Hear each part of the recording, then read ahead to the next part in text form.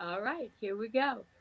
We are live with Debbie Smith Daughetee, who's an old friend of mine and a young friend of mine, and from our old Prodigy days. Any of you who were on the original Prodigy message board, the Dark Shadows board, will remember Deb. And that does not include my brother. He was not on there.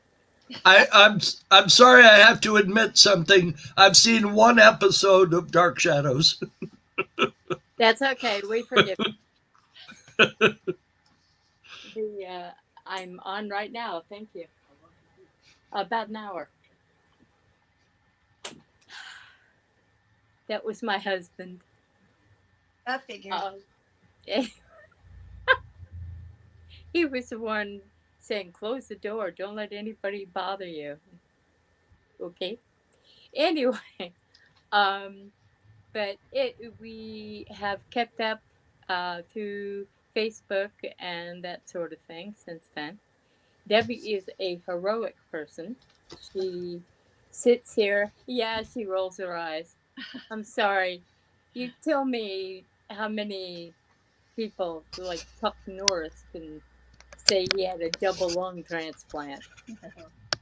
So, um, but aside from that, because I'm sure Debbie doesn't want to talk about that, um, unless she does.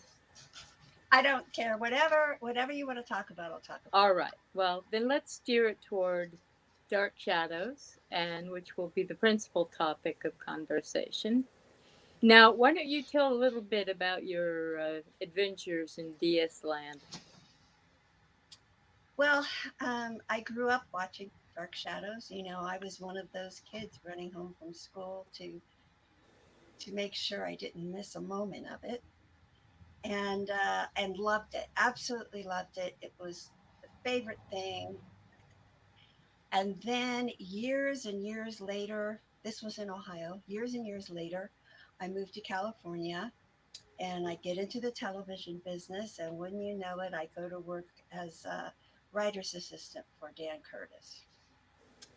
So, as Dan Curtis's assistant, Melody, you will remember, Yeah. he asked me to get onto Prodigy and ask a few questions.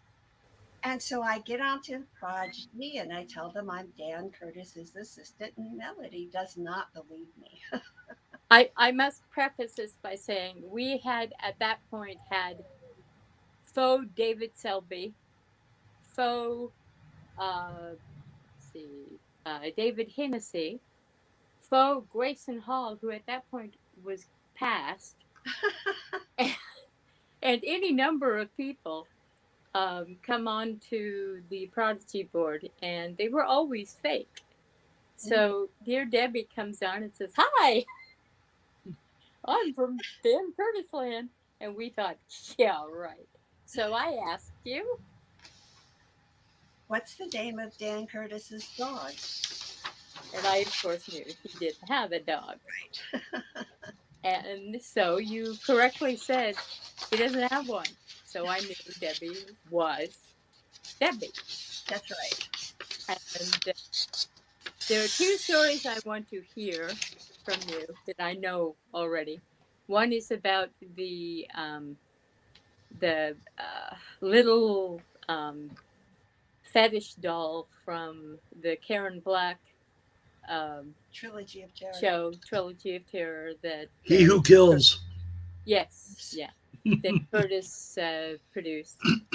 And why don't you go ahead and tell that now? It's wonderful. Well, basically, I was a huge fan of Trilogy of Terror and a huge fan of He Who Kills.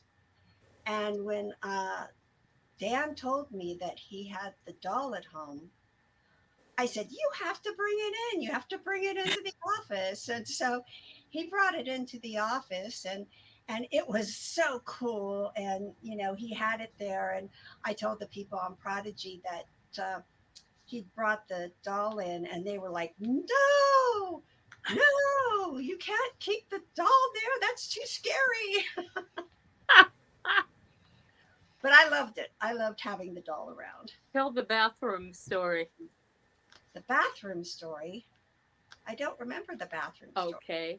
That somebody would, when new people came in, they would put that, this may have come from someone else, but maybe Jim, but they would put the doll inside where they kept supplies, Okay, and they would open it and, you know. that probably came from Jim because Oh, okay. All right. Well, whenever I drag his behind down here, we'll we'll ask him about that.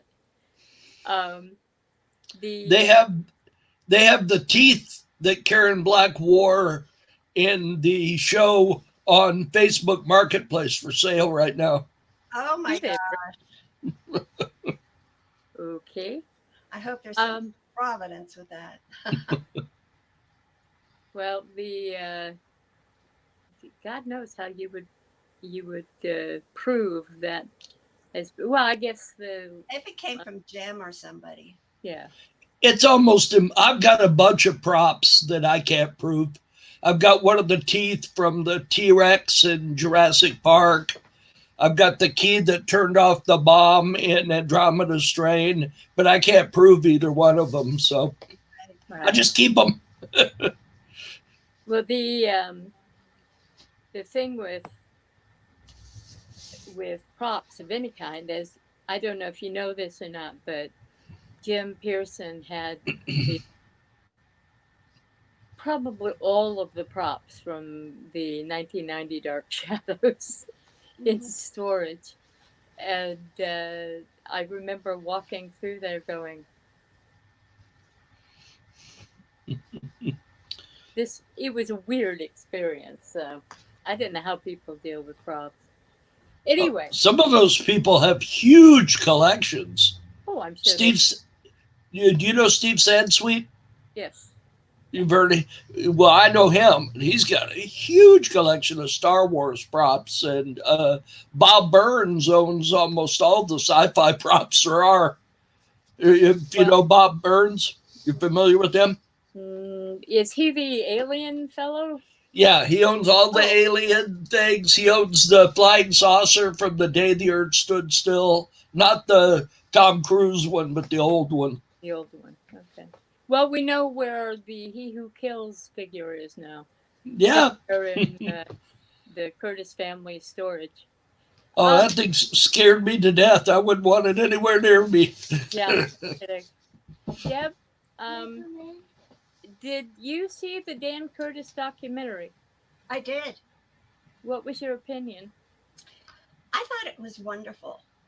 Quite honestly, I thought it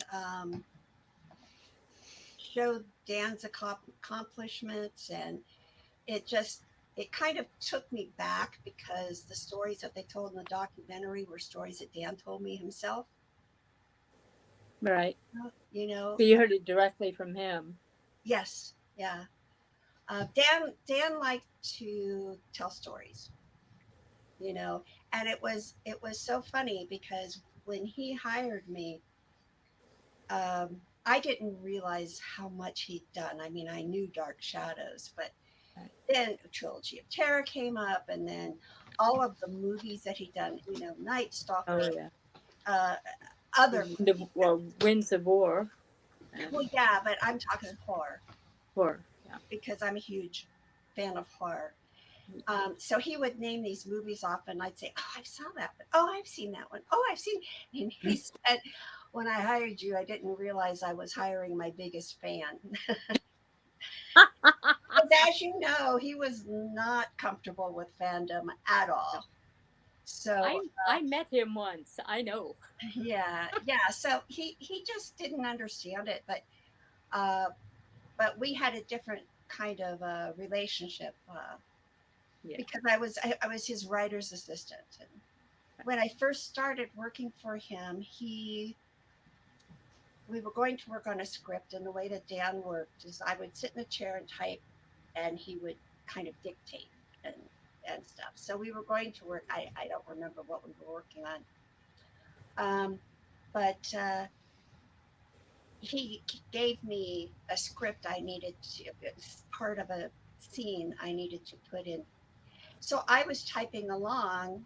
Um, I was a fast typist and everything. And he's sitting there, and all of a sudden he goes, "What's that? What's that? What's that?" In his curmudgeonly way. Yeah. And I looked up, and my fingers had gotten off. And I just took a moment, and then I looked at him and I said, "I was typing in code." And he said, "That's what I thought." And so I fixed it. But ever since then, ever since I didn't, I guess, cave, but came up with something clever, he was fine with me. Yeah. He was very polite. He certainly did not hedge or yeah. No, he He spoke his was, mind. You knew where you stood with him.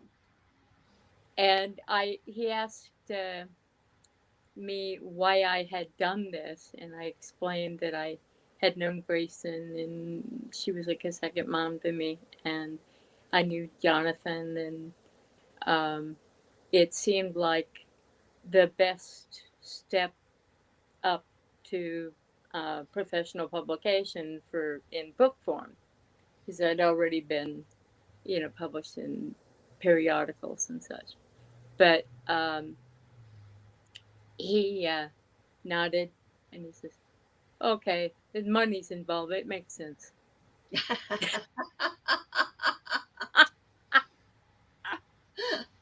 But I could absolutely see why he got along so well with Grayson, because they Mhm. were a lot alike. But so you've now recently been writing the Dark Shadows audio dramas for Big Finish. Yeah, that's not recent. That's what, 6 or 7 years ago. Oh Um, well, that's recent in my life. yeah, But yeah. I did three of the Dark Shadows audio dramas um, for Big Finish, and it was really fun. The first one I did was it had Johnny and Laura right, in it, and it was it was just so perfect. It was so well done, and they were just great in it. And it was basically filling in some of Lily's backstory. You know, um, I just found a hole. That's what I like to do. I like to write about kind of going through and finding things that weren't expanded upon. The second one was a trial. Laura told me that she'd always wanted to have it out between Angelique and Maggie, or Josette, yeah, actually, right, Josette. And so we did a trial, and Angelique was on trial, uh, and it turned on its head with Josette, and Josette ended up going to hell. And then the second one was a follow up of that, and that came out of the fact the fans were so upset that we sent Josette to hell. I mean, they were very upset. So I pitched the idea that we followed Josette and her redemption. And so those two go together. Yeah. well, the now you know a bit of what the Tim Burton Johnny Depp people went through. I have to say though, you liked the film. I Um, um I what I liked about the film, I didn't like the film because there was no story. right, But what I liked about the film is that I felt the actors got the characters. yeah, Um, in the humorous way, but I felt Michelle Pfeiffer was a wonderful, wonderful version. So, and Johnny Depp was I don't know. I really liked him as Barnabas. Did you know that Sam and Matt Hall had originally broached the idea of Johnny Depp as Barnabas for the 1990 series? I did not know that. Yeah. And they actually brought him up because they felt he was that same kind of, bottled rage. Um, Hmm. and probably the paleness didn't hurt too badly. So they felt he had the energy to bring to Barnabas. And Curtis, of course, said, and they went on and got Ben Cross. But not that Ben Cross wasn't great, he was. Ben Cross was wonderful. You Yeah. know, he really was. But Mark, have you seen the new Dark Shadows movie with Depp? Sorry. I really should prepare better. Um, Well, I don't mind some horror. Like I've seen the trilogy of terror and all of those yeah. things. Dan Curtis, he had a show with Burt Reynolds, didn't he, on ABC, where Uh, Dan Reynolds, where Burt Reynolds played a private detective. he might have. I don't know. I know there I, was Super Train on ABC, I think. This was a very short-lived private detective show, and I'm pretty sure it was when Dan Curtis did several shows on ABC. Yeah. And I happen to recall. I'll have to look it up for next Didn't show. okay. Didn't he largely work for ABC, Deb? when I was working for him, he didn't have anything produced. No, that's not true. He did the second trilogy of terror. Yeah. Yeah. Um, but that was even after I got onto Dr. Quinn Medicine Woman. So Right. because I called him up and said I'd like to come to the set and do an article for Fangoria. So I was. Oh, my friend Mark and I flew up to Canada where they were. He allowed us to come on the set and got to see him in action. And there. that's the only time I got to see him in action. Oh well. Well, the gosh, I was just about to ask a question and it escaped my brain. Let's just go on then. Okay. The now, you're a publisher and writer of horror comics, Not just horror comics, of all kinds. comics. Hmm. Oh, wonderful! Yes. Yeah. Well, I was very pleased to see you advancing women in that field because, you know how it is. And as I always point out, Stephen King's favorite writer was Shirley Jackson. So, she has long held a deep shadow when it comes to uh, the horror field. Well, Um, she's amazing. yeah, absolutely. So, what you're working on a broad range of topics right now? Yeah, we're doing a broad range of topics. We just won the Bram Stoker Award, which is the highest Yes. award you can get in horror. For actually, Nancy Holder won it for writing Mary Shelley Presents Tales of the Supernatural. And what we did was we took the horror stories of Victorian women and adapted them into comic book form. And then behind the comic, we put the actual story. We felt that these women were as famous in their day as Charles Dickens. And as a matter of fact, one of them, Charles Dickens, asked her, Elizabeth Gaskell, to write the story that we have published for his magazine. So we decided to resurrect. Notice how I go into the dark shadows. Resurrect Yeah. the um, resurrect the voices of the women horror writers, because there has long been a kind of movement that says women can't write horror. So we wanted to show that they have been and they can and have been for a very long time. Well, it can be argued that horror was started by a woman, Mary Shelley. Mary Shelley, and I can't tell you when we do. We have a permanent table at San Diego Comic Con, and we do other uh, conventions as well.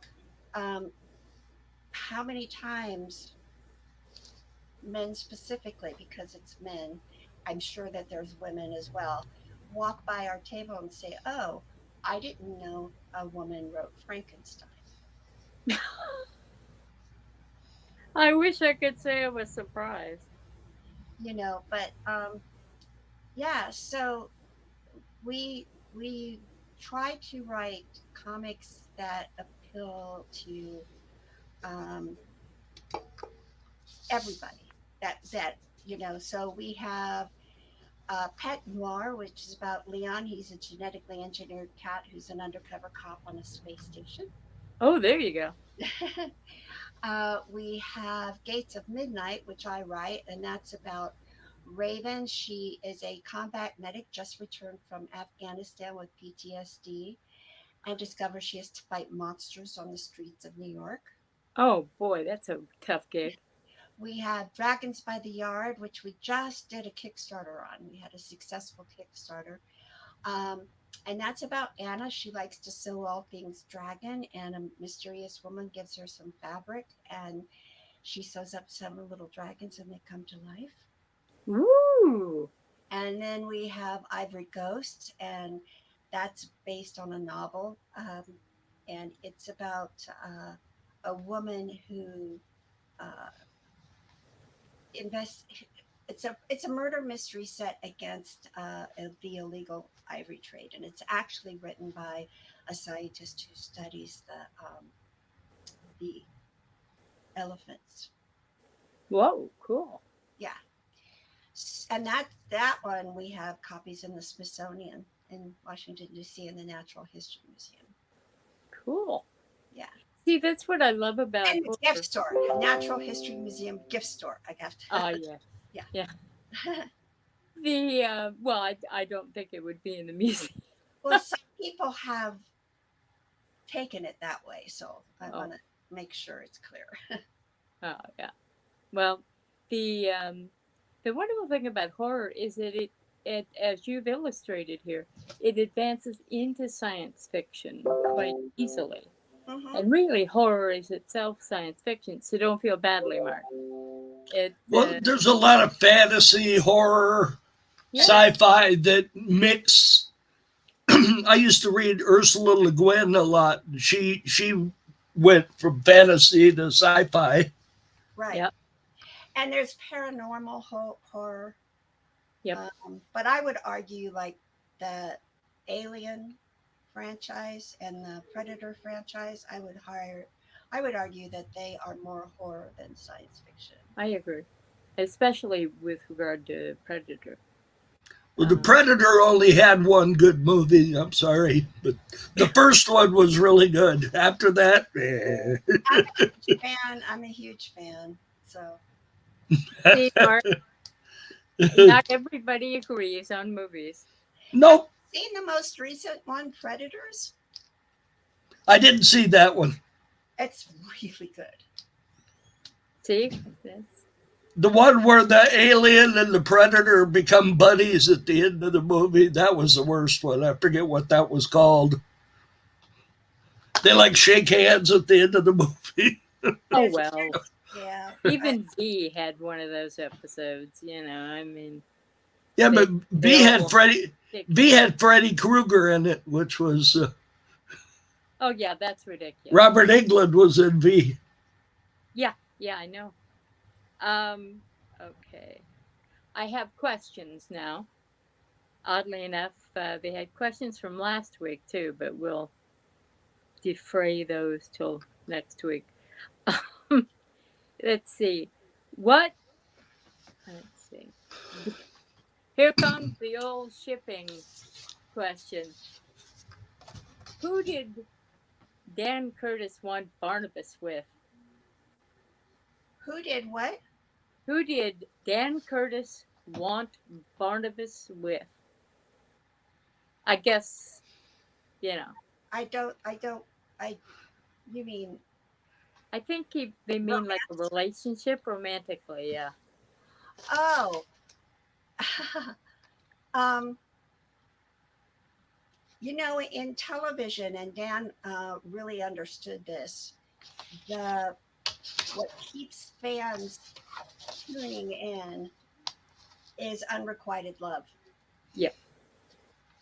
So he didn't really, I mean, want them Barnabas to be with anybody because, and we're looking at it from a practical standpoint of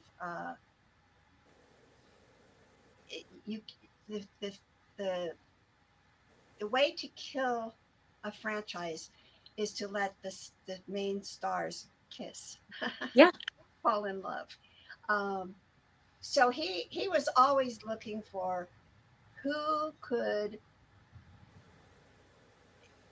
you know, the unrequited love be. How could that, you know, bring out more uh, angst and make more women, because he was telling me stories about how women used to send nude photos to Jonathan Frid and things like that. So, Oh, um, how to keep the women engaged with this vampire and not have him, actually be with anybody.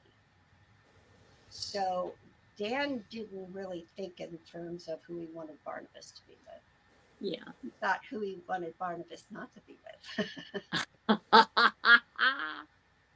Okay. And yes, he's actually my brother. I mean, biologically. Somebody just Yep. asked that. We have the same two parents, our father and Yep. mother. Well, you can tell you guys look alike. I think we do. Yeah, you do. Yeah. Well, She's uh, my kid sister. huh? One of my said you're one of my kid sisters. Well, the only one still Yeah, alive. the only one still here. We lost our little sister a few months back. Oh, October. I'm so sorry. Yeah. And then not long after that, Mark lost his wife. So we really had a horrible year. Yep. Pretty But terrible. it's been one I'm thing so after. sorry. They had been married 40 years, so Yeah, I can't imagine. I just cannot imagine. yeah. Well, You don't want to. It's not any fun. But anyway, back to what we were yeah. talking about. Back to Dark Shadows, and somebody wants to know if you really wrote, um, if you're the one who really writes Laura Parker's novels. No, Ridiculous. Laura Parker is an no, no, English no. professor. I read them after she's written them, and I give critique notes like you would in any kind of writers group. But no, I do not write Laura Parker. She she is such a good writer. She is amazing at setting, and but she's a literary writer, and she's actually been doing some writing lately. So I'm anxious to see what she's doing. But she's been wanting to do literary writing instead of Dark Shadows writing. So, The and that's probably best.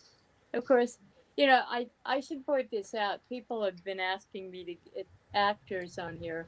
In the first place, the actors from Dark Shadows are now in their 80s and at least in their late 70s. I mean, Hennessy, yeah, but he doesn't do this kind of thing.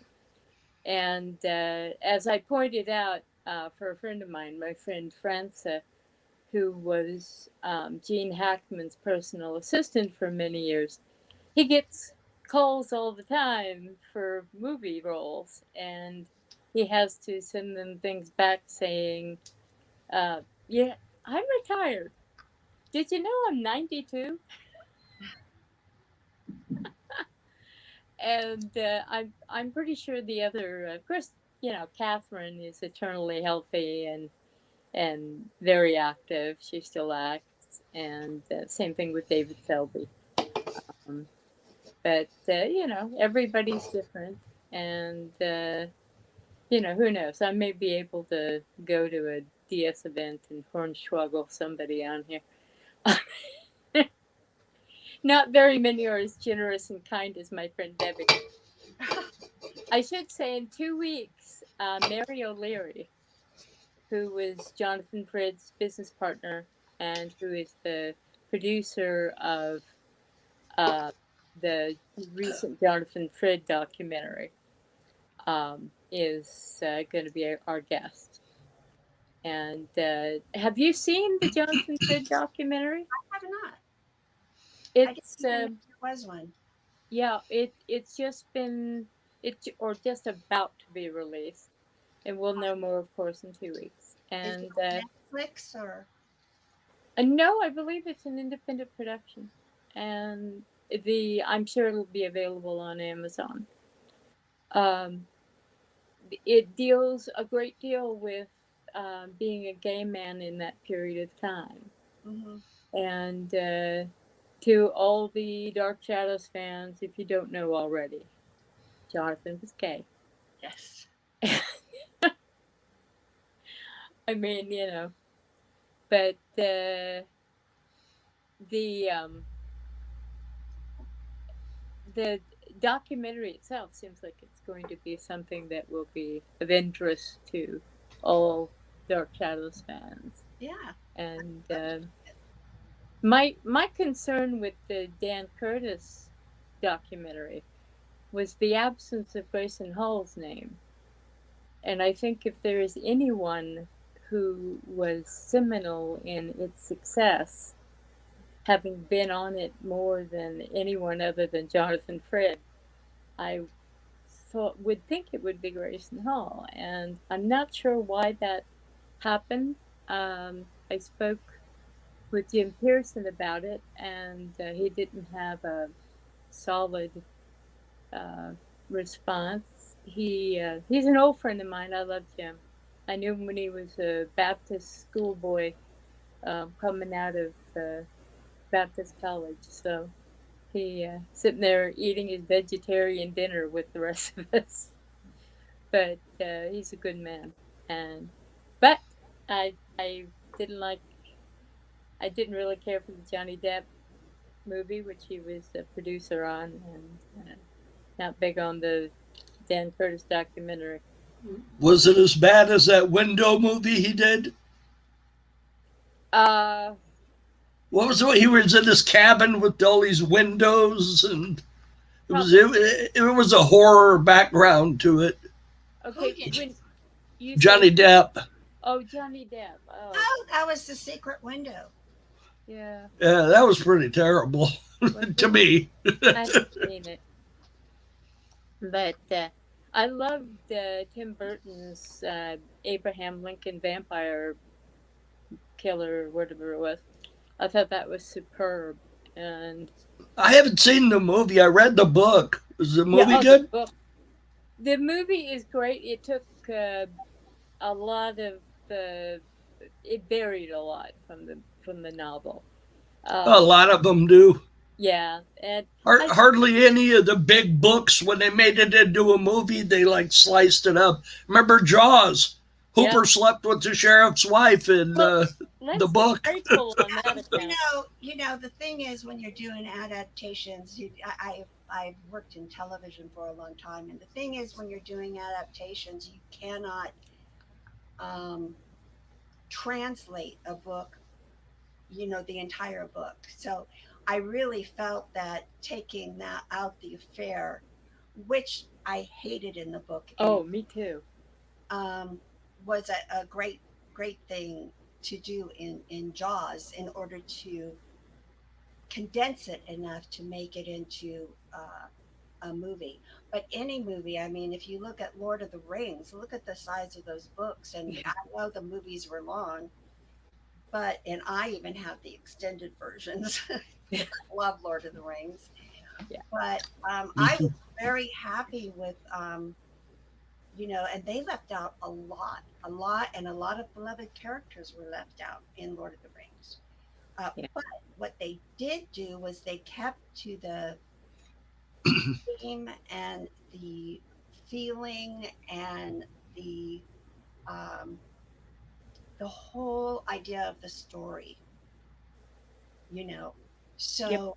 so it's hard to do adaptations. It really is. Well, when Uh, you consider that the the book Jaws was really a potboiler, and the film is one of the finest pieces of film I think in existence. It's the oldest story. Three brothers go on a mission to slay a dragon, and the weakest one of the brothers slays the dragon, and it's that story. So I think um, the creators, Spielberg and all, took what was essential in the novel and translated it on film and made a much sleeker, more modern story of it. And I am so glad. I'm glad on two counts. One, that they took the affair out, and the other, that they took his death out and brought him back in. Mhm. Because otherwise, I mean, how's, you know, that guy gonna make it back to the island? Well, it's not just that. It has so much in that the the hunter gets killed. I mean, it was you knew that had to happen because of his background and stuff, But I mean, my favorite scene is the bonding scene where they're comparing scars and that sort of thing. And it's a story about um, men going after the monster, yeah. And and Hooper was just he had to kill him because of the affair in the book. Yeah, I mean, but if you take out the affair, then he doesn't need he doesn't need to redemption. die and the redemption exactly doesn't, well, so they wanted Hooper to be more likable, and he wasn't going to be very likable if he was sleeping with the sheriff's wife. So, It's also a stupid plot point. I'm sorry. Even in the book, it was like, what are you no, doing? yeah, it just kind of felt more kind of tacked in Yeah, rather than I loved the book. I remember I read the book when I was 19, yeah, me when too. I was learning to scuba dive, as a matter of fact. Oh, you mentioned the bonding scene. Did you realize that the survivors of the Indianapolis actually chose that scene as their representation at the Smithsonian regarding their experiences there? And they just have that scene playing. And It's the most amazing scene, and it's one of the most moving, rather than seeing it like in a documentary, to see it played out by a man who supposedly was there. You know, yeah, it was extremely moving, and to go from this them happily comparing scars, blah blah blah blah blah, and then just asking the wrong one, what's that one there? exactly. And the wonder of it is that it was actually co-written by Robert Shaw, who played I love Robert Shaw. Quint. Oh, me too. And of all people to die young, he was such a great actor and writer, and we don't have enough creative people in the world. We can't spare a single one of them. But can I ask a question real yeah, quick? of course. I was reading some stuff about Dan Curtis on the internet, and it said that he at one time was working on a film about Dr. Jekyll and Mr. Hyde, Yeah. and that Rod Serling wrote the script, and that Curtis and Serling ended up at odds, and ended up not doing it. Serling, I'm a big fan of Rod Serling, all the stuff he did. I was just curious as to what happened there, if you know. I don't know. I mean, he did do Dr. Jekyll and Mr. Hyde, and it's a wonderful version of it. Did did he end up using Serlin's script, or did he use something else? I don't know because that was before my time. Yeah, well, I knew it was because that was Serling died, I think, 69 or 70, somewhere around there. So, When I Yeah, was he was a fellow Christmas baby, so I'm a Sterling fan too. yep. But so I really don't know if Serling wrote the script or who wrote the script. I mean, his go-to guys were Richard Matheson, and if you're a horror fan, you know that name. oh yeah, Where And do I know that from? oh God, um, I Am But I know the name. He did something I liked. I Am he Legend, Hill House, uh,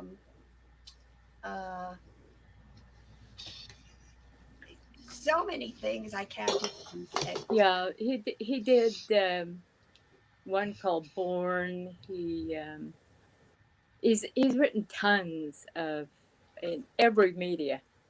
He's Yes, he's yeah, brilliant. he's really well known in for his novels and short Yeah, stories, and he's won all kinds of awards and all of that. yeah. So, and his son Richard Christian Mathis Christian Matheson. Yeah, has a production company and is working on producing some of the things he's written and that sort of thing. that's wonderful. Hmm. I knew that Richard Christian Matheson was in the field, and I knew he was active, but didn't know that. That's great. Yeah, yeah. I'm friends with RC and his wife. Well, his partner, Yeah. and yeah, The RC is a wonderful writer. hmm? He's also won all kinds of awards for his short fiction and he's written a lot for television. He used to work for Cano all the time. So I honestly I admire anybody who writes for TV because I have heard interesting stories from Debbie. I've also heard a lot of nice stories, but then my friend L.J. Smith, Lisa Smith, who wrote the Vampire Diaries, she had all kinds of fun. it's it's very difficult, especially in this atmosphere. There's so much competition and everybody's it's everybody is out for themselves and so my only interest, especially when I was on Touched by an Angel, my only interest was you know to for it to be a good show and to do everything I could do for it to be a good show. um, I am not politically inclined, so that it was very difficult. Um, but writing it and being the on-set producer, I loved doing that stuff. I loved working with the actors. I loved working with directors, and all the different departments and that sort of thing. And I didn't love being in Utah in the winter. That was not fun. Um, so yeah, the writing and the producing was really a lot of fun. But the best quote I've ever heard about it is William Goldman, and uh, he said, I do the writing for free. They pay me to put up with the bullshit. Yeah. You know, I some of your nicest stories were about the actors you interacted with, Mm-hmm. and Delarice, of course, and from Dr. Quinn, Orson Bean. Arson was so wonderful. I've heard so many nice things about him. What a horrible way I to. know, wasn't that terrible? The guy lives all those years and then walks in front of a car. Yeah, That was it was terrible. and awful. But you know, we all go some way, so there are bad and good ways. Well, So I feel badly for Ali because once again they were together for a very very long time. yeah, You know, and it was a good marriage too, from what I understand. it's a good marriage, and they lived in Venice in the canals. I used to see them at the Yeah, farmers market all the time down there. yeah. And last time I saw Orson, though, I mean, he was pretty old. You have to remember he was pretty old. Oh yeah, And he was still a wonderful actor, but um, he didn't remember a lot anymore, yeah. but he was still, I mean, I saw him in Equalizer, the Hmm. movie Equalizer with Denzel Washington. Right. It's just wonderful. Yeah. Actually, it's Equalizer too, the second one. Well, the somebody just asked why I keep looking down and said it's rude. I agree it's rude, but I'm looking at questions, so That's I'm okay. No problem. I'm not doing it on purpose. I'm happy to Um, take questions. okay, we're not talking politics. I'm not asking that. Uh, I'm not gonna ask that because it's stupid. Vanilla or chocolate? Vanilla. There you go. Okay. Somebody asked, actually asked you that question. Yeah. Oh, listen, I'm. You won't don't want to see some of the ones I'm passing by. Well, Oh, like you said, trolls. yeah, Well, exactly. I like vanilla because you can put it on all kinds of things. You can put it on different kinds of pies. You can put it on strawberry shortcake. You can do so many things with it. So, Okay, somebody asks, do you think there will ever be a new Dark Shadows? I would not. I would not count out. First of all, you got Jim Pearson, who would love to see another Dark Shadows, um, and and and Tracy, Dan's daughter, Yeah, was a fan. There was a series that was supposed to happen, yeah. The and WB? what? Was that on the WB? Or was that another? I don't know. I think it. Uh, I don't know which. I just know that I know it from Laura. Laura was telling me about it. right. But I don't know that that went forward. So but I was eagerly awaiting it. Uh, I wanted to see. I think that the mistake that people have made with Dark Shadows is trying to do the old Dark Shadows. yeah, I agree. And the I don't like what Big Finish has done with Dark Shadows. What they decided to do was just tell these stories that don't have really much to do with Dark Shadows. So Yeah, uh, they're I actually have listened to them all because I judge audio dramas for the Scribe Awards. right. Um, so they've kind of gone far afield.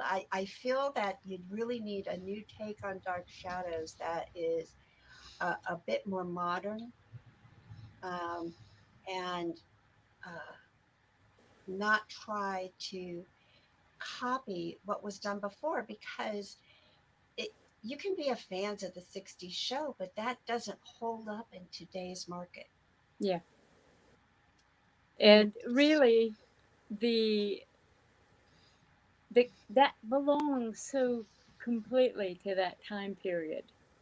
I mean, when you think about Dark Shadows, it's all 60s. It's the Vietnam War. And I mean, marchers had the Barnabas ring on. If you look at those videos from that time, or the film from that time period, they're all wearing, or every other person is wearing, a Barnabas ring.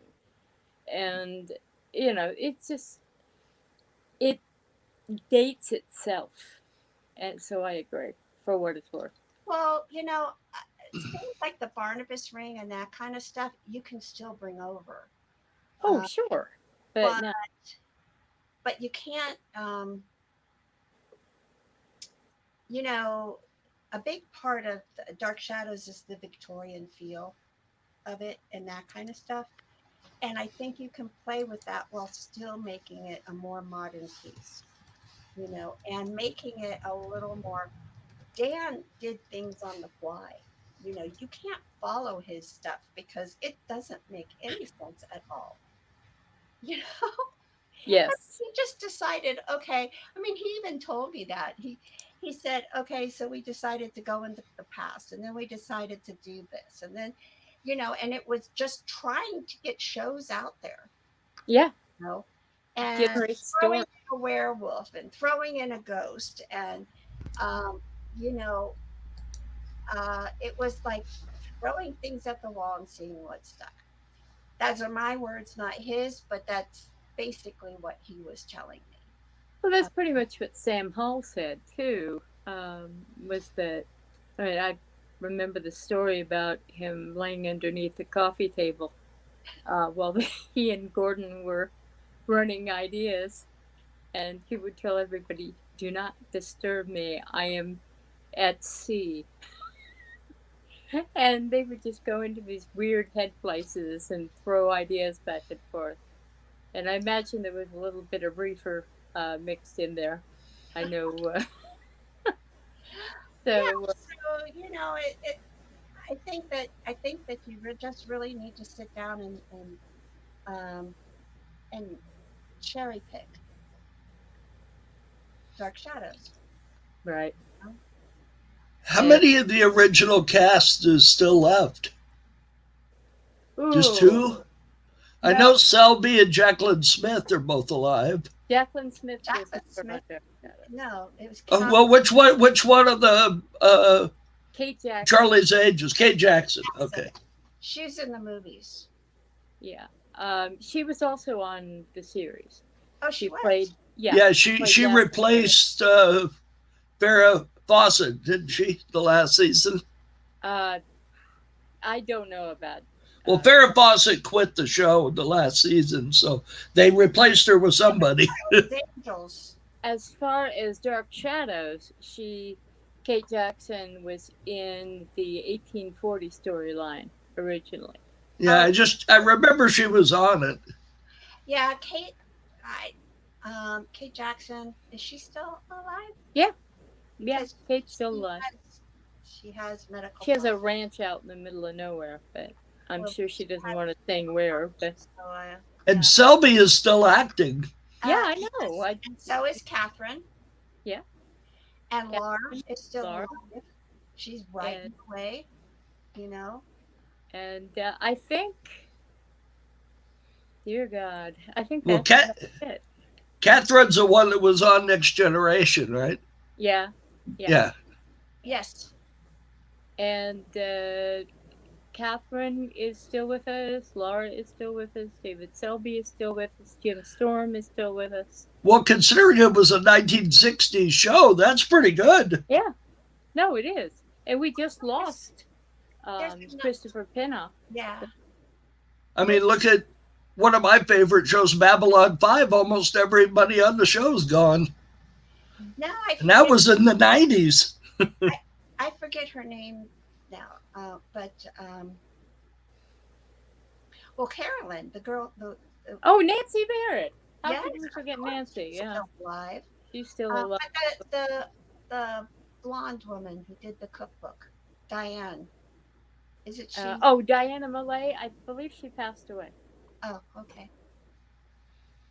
and Well, I she is didn't mean to still. get morbid. I just so No, many these of those are old shows. There's nobody left. questions I'm asked all the time. So I mean, for some reason, Catherine has published probably 20 books on Dark Shadows, Right. but the one that keeps getting pulled up in various places is the companion. So we She's get. the one that co-signed the book that you did, right? Well, yeah, she was the Yeah, co. Yeah, yeah. I have a chapter in one of her books. yeah. I, Catherine and I actually wrote the entire thing and put it together. With it, Kathy Rush was an important source for information, and Marcy Robin, and but essentially it was me and Catherine putting it together. So, but that was God, so long ago. I did a chapter on working for Dan. Yeah, yeah. Which one was that in Companion? Remember? I can't remember. There were so many with so many names that were similar, and I it know. wasn't the companion. It was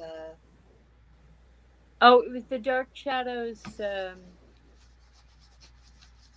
the one she did with Jim Pearson. I believe it was in there. yeah. My books are in the other room. Otherwise, I Yeah, would have. But I don't know. I have enough trouble remembering my middle name. So anyway, well, my friends, we are coming up to the top of the hour, and that means we're almost over. I want to thank. Uh, somebody points out Marie Wallace is still with us too. right, Yes, that's sorry, Marie. Yeah, Marie is well and alive and running around. Um, but anyway, we are, as I said, at the top of the hour, so it's time to bid my friend Debbie adieu. And thank you so much for being here, hon. I thank you appreciate it for very much. having me. Thank you for having me. And we will then come back and talk about next week. Talk to you later, Deb. Okay, bye bye. Okay. So next week Uh, we're going to be.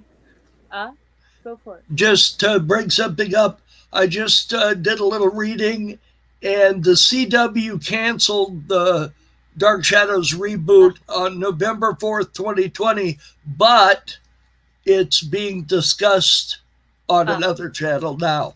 Oh, okay. Well, there you go. So, It never dies. nope. All right. Next week, my friends, we're going to be discussing what I think is the most important television show ever, Skinwalker Ranch. The secret, I think it's called, of The Skinwalker Ranch. secret is called The Secret of Skywalker Ranch. Skinwalker, not Skywalker. Skinwalker. I know, I always do the same thing. Yeah, not yeah. George And is Skinwalker predates Skywalker.